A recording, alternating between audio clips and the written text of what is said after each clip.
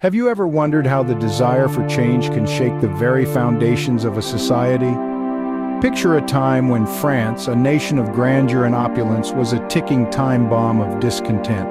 The year was 1789, and beneath the gilded surface of aristocratic life, the seeds of revolution were sprouting. The common folk, reeling under the weight of societal inequality, were hungry for more than just bread.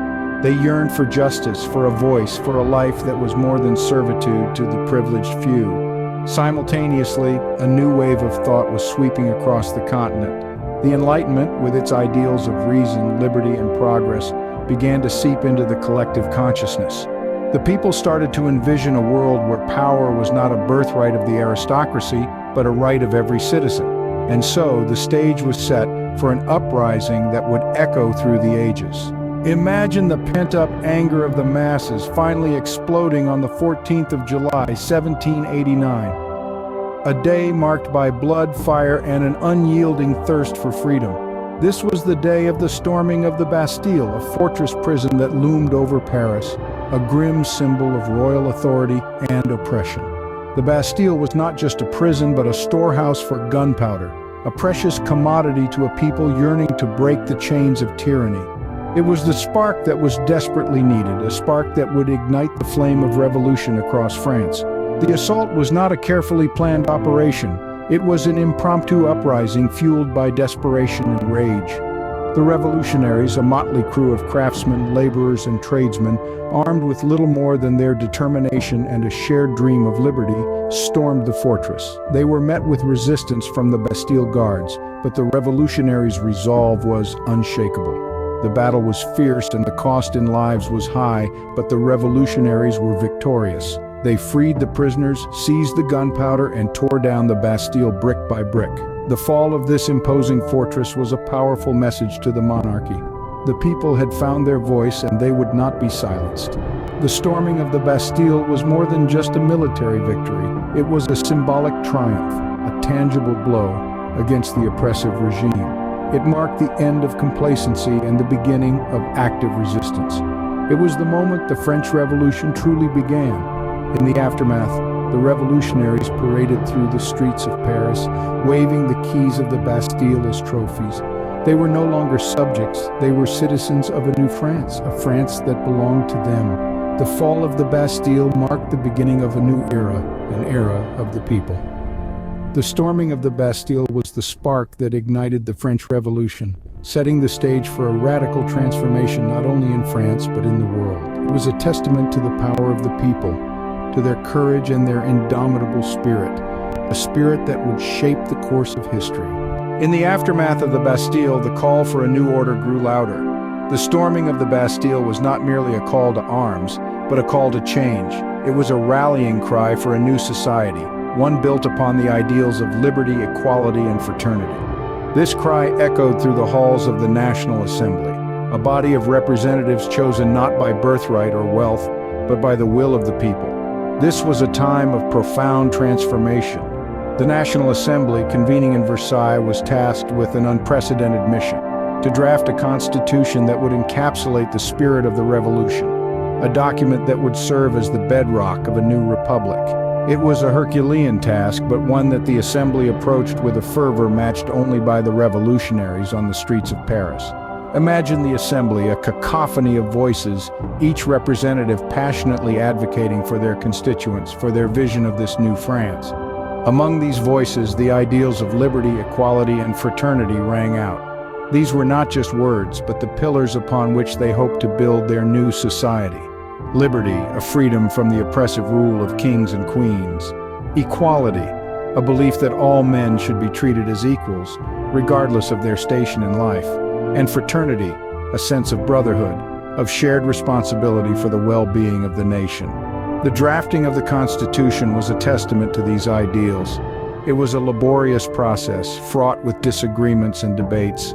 But with each word, each clause, each article, they were carving out a new path for France, a path that veered away from monarchy and towards republicanism. A republic was born, founded on the principles that all men are created equal. This was a radical notion, a departure from centuries of monarchical rule.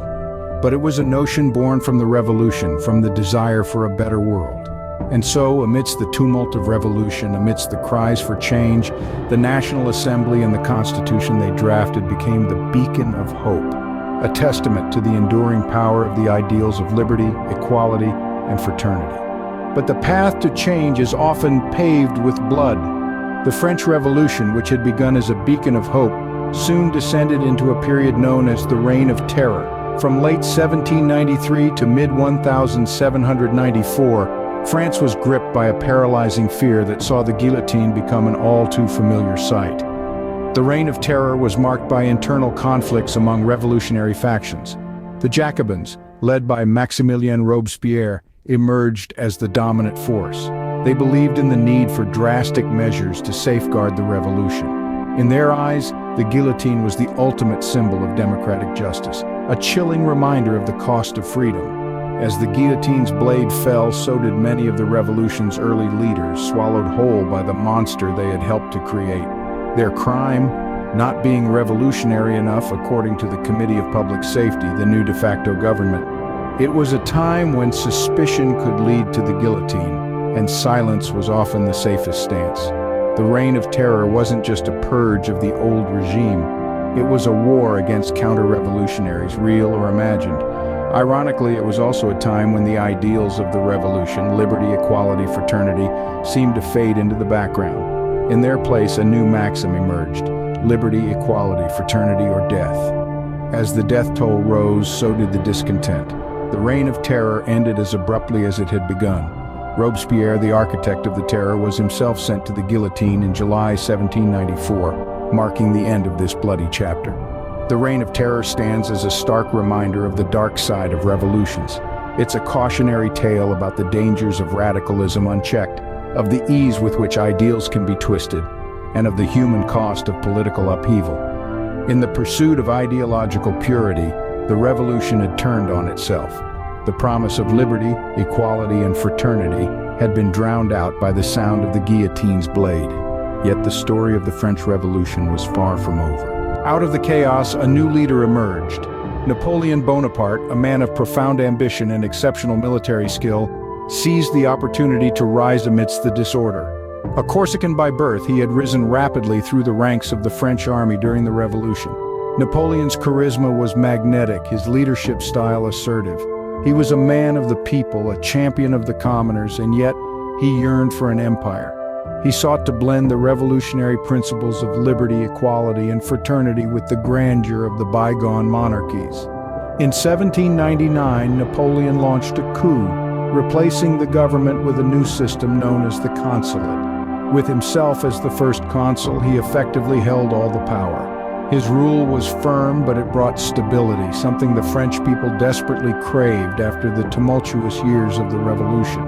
Napoleon was a great reformer. He introduced the Napoleonic Code, a civil law code that guaranteed many of the freedoms won in the Revolution, including religious tolerance and abolition of serfdom. His reforms touched every aspect of French society, from education to the economy. However, Napoleon's ambitions extended beyond France. He dreamed of a vast empire stretching across Europe. He launched a series of wars known as the Napoleonic Wars to expand French influence. His military genius and the might of the French army were formidable, and for a while it seemed like Europe was his for the taking. But Napoleon's star, which had shone so brightly, eventually began to dim. His relentless pursuit of power led to overreach and ultimately his downfall. His defeat at the Battle of Waterloo in 1815 marked the end of his reign. Napoleon's reign marked the end of the Revolution, but its legacy was far from over. His rule, while autocratic, had carried the ideals of the Revolution across Europe. Napoleon Bonaparte may have been a man of contradictions, but his impact on history is undeniable.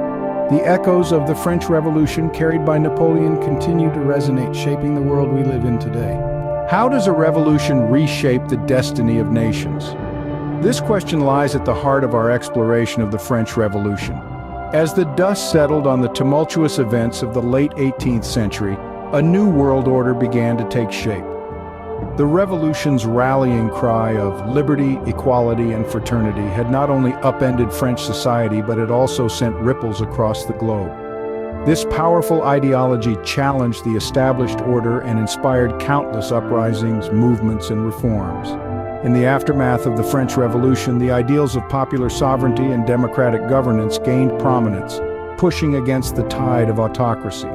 The revolution's influence permeated into the fabric of political, social, and cultural life, shaping modern notions of human rights and civil liberties.